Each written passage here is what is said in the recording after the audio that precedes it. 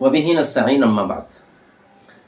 آج کے اس ویڈیو میں ہم یہ دیکھنے کی کوشش کرتے ہیں کہ عارف محمد خان صاحب نے اسلامی تاریخ کے ساتھ کس طرح سے جھوٹ بولنے کا کام کیا ہے، محض اپنے دنیاوی مذموم فوائد کے حاصل کرنے کے لیے۔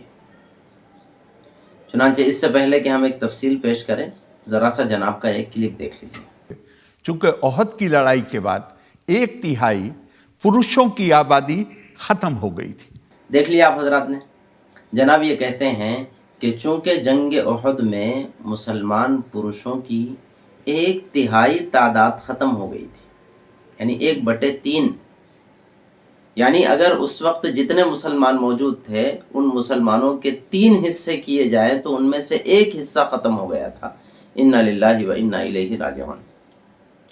یہ انا للہ میں ان شہید ہونے والے مسلمانوں کے لیے نہیں پڑھ رہا ہوں، انا للہ ان کے جھوٹ کے لیے پڑھ رہا ہوں کہ کتنا سفید جھوٹ بول رہے ہیں، اور کون سے زمانے میں بول رہے ہیں، اتنی زیادہ ترقی یافتہ دور میں جہاں اسلامی تاریخ الحمدللہ لکھی لکھائی موجود ہے، اور جناب محترم نیٹ کا زمانہ ہے، ہر بندے کے جیب میں گویا کہ سرچ انجن موجود ہے، وہ سرچ کر سکتا ہے کہ جنگ احد میں مسلمان کتنے شہید ہوئے تھے اور جنگ میں شریک ہونے والے لوگ کتنے ہیں، اور جو لوگ شریک بھی نہیں ہوئے تھے اور دیگر اپنے گھروں میں، اپنے گاؤں میں، اپنے علاقوں میں تھے، وہ ٹوٹل مسلمان کتنے تھے، ان میں سے کتنے شہید ہوئے تھے، اور وہ شہید ہونے والوں کا فیصد تمام مسلمانوں کے مقابلے میں کتنا بنتا ہے۔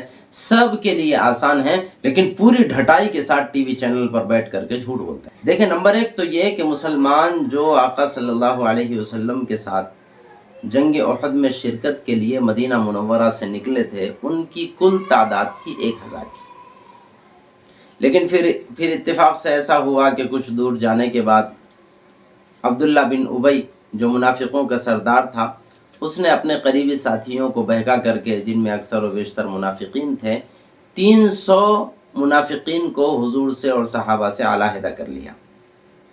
لیکن یہ 300 کے علیحدہ ہونے کے باوجود پھر 700 مسلمان باقی رہے جنہوں نے جنگ میں شرکت کی ہے، اور وہاں جنگ ہونے کے بعد فقط 70 مسلمان جنگ میں شہید ہوئے، 70۔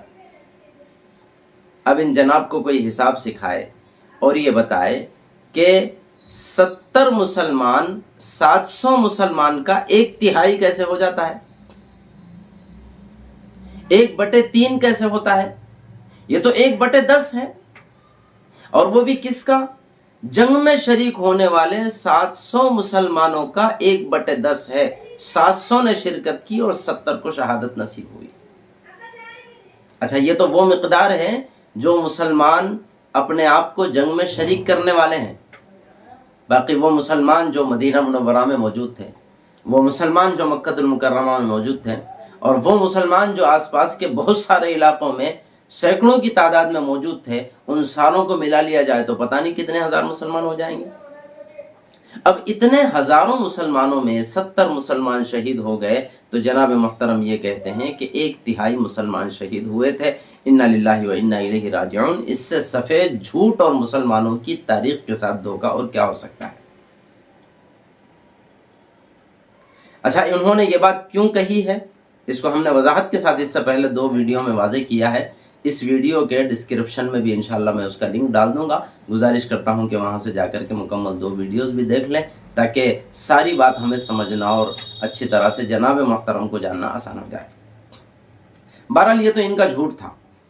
میں نے یہاں حوالے جات بھی لگائے ہیں، اور آپ حضرات سے گزارش کرتا ہوں کہ میری ویڈیو کو روک کر کے ان حوالے جات کو بھی ذرا سا پڑھ لیجئے۔ تاریخ اسلام کی کتابوں سے حوالے جات میں نے لگائے ہیں۔ بہرحال یہ تو ہمارا جواب تھا عارف محمد خان صاحب کو۔ اس کے بعد اگلی بات میں یہ کہنا چاہوں گا کہ آخر ایسا کیوں ہو گیا مسلمانوں کے ساتھ، مسلمانوں کی قرآن کے ساتھ اور تاریخ اسلام کے ساتھ اس طرح سے لوگ مکمل ڈھٹائی سے جھوٹ بولنے کی ہمت کیسے کر رہے ہیں؟ تو اس کے 2 جوابات میری اپنے نظر میں آ رہے ہیں، اس کو اچھی طرح سے سمجھ لیجیے۔ نمبر 1 تو یہ بدقسمتی ہے اس وقت مسلمانوں کی کہ مسلمان اکثر و بیشتر علوم قرآن سے واقف نہیں ہیں، اس لیے لوگ قرآن پاک پر دھڑلے سے جھوٹ بول رہے ہیں۔ بدقسمتی ہے مسلمانوں کی کہ اکثر مسلمان اسلام کی تاریخ سے واقف نہیں ہیں، اس وجہ سے لوگ اسلام کی تاریخ پر دھڑلے سے جھوٹ بول رہے ہیں۔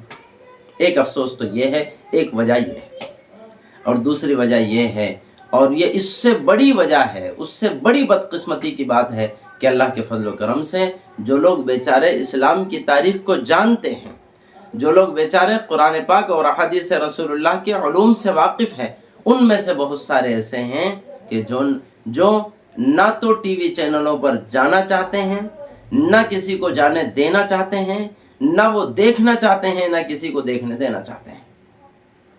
اب اس راستے سے جتنا گند پھیلا دیا جائے، اسلام اور مسلمانوں کے خلاف پھیلایا جائے، ہمارا کیا جا رہا ہے؟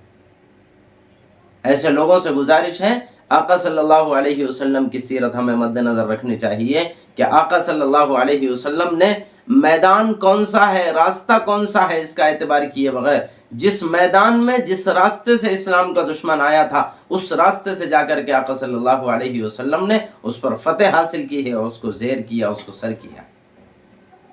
اب ہمارا مزاج یہ بدل چکا ہے، وہ گندا راستہ ہے، وہ ٹی وی کا راستہ ہے، وہ اس لیے وہ میدان ہی ہم دشمنان اسلام کے لیے خالی چھوڑ دیں گے۔ اب وہ اس راستے سے آ کر کے جتنا گند پھیلانا چاہو سو پھیلا لو، ہم نہ دیکھنا چاہتے ہیں، نہ کسی کو دیکھنے دینا چاہتے ہیں۔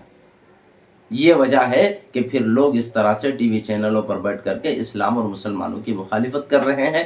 اللہ ہمیں صحیح سمجھ کی توفیق نصیب فرمائے۔ آمین وآخر دعوانا ان الحمدللہ رب العالمین۔